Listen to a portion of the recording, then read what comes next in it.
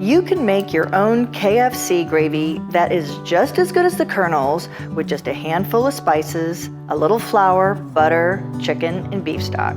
Hi guys, I'm Madeline here at Lakeside Table, and if you like to eat fabulous food that's fast and easy, then definitely go ahead and hit that subscribe button, because that is exactly what we do here. And right now, we're making Colonel Sanders gravy with 11 herbs and spices you probably already have on hand. Now, these 11 herbs and spices are commonly considered to be KFC's secret 11 herbs and spices that they use.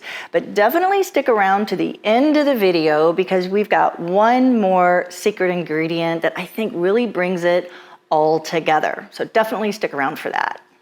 And since the KFC spices are in equal amounts, I've made this gravy 2 ways with a lot of success. The first way is just add a 1/4 teaspoon of each spice into the gravy. And if you don't plan on making this but once a year, that might be the way to go. But I recommend making a large batch like we're doing here that you can dip into, because I think you're gonna love this so much, you'll wanna have this blend on hand. Okay, now that we've got all of our spices blended, make sure that you use a mortar or pestle, or you could use something like a coffee grinder. But if you use a coffee grinder, make sure it's a coffee grinder that you just use for herbs and spices, not for coffee and then your spices, because everything will taste like coffee, I guarantee you. So make sure that either use that or this. So, all right, let's come over here. We're gonna go ahead and put our stove on about a medium low. And then our first step is to bloom our spices. And what that simply means, I'm putting in about a teaspoon of our herb mix, our 11 herbs and spices.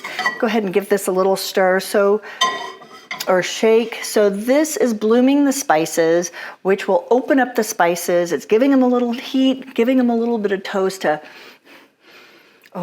make them really fragrant. So as soon as you can really start smelling your herbs, that's when you want to put in 2 tablespoons of butter. We're gonna give this a couple more beats.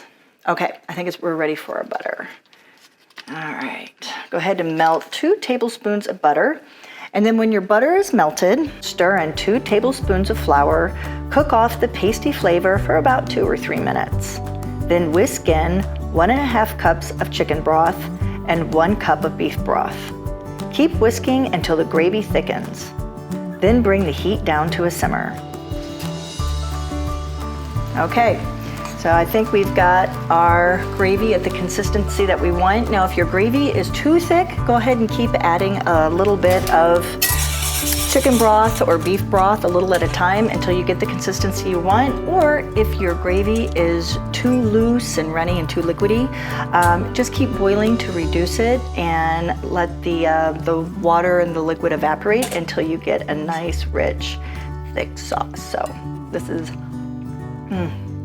that is good gravy right there.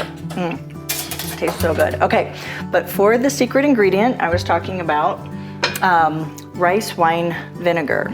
So this little bit of acid, and if you don't have rice wine vinegar on hand, you can use a white wine vinegar, or maybe even just a squeeze of lemon. So you want about a tablespoon of vinegar. All right, and go ahead and taste it before and after. See what you think. All right, let's see what we got here. The vinegar just makes your taste buds like sing right there. It's like, oh, it's just missing something. It's like good, it's flavorful, and then you add the vinegar and it's like really awesome. Your gravy is now ready for mashed potatoes or whatever your heart desires to put it on. Thanks for hanging out with me here at Lakeside Table. And if gravy is your jam, then you definitely want to hang out for the next video of the sausage gravy with firefly biscuits. You are going to love those. So definitely hang out for those, and I'll see you soon. Bye, guys. Oh my God, did I get that all over my chin?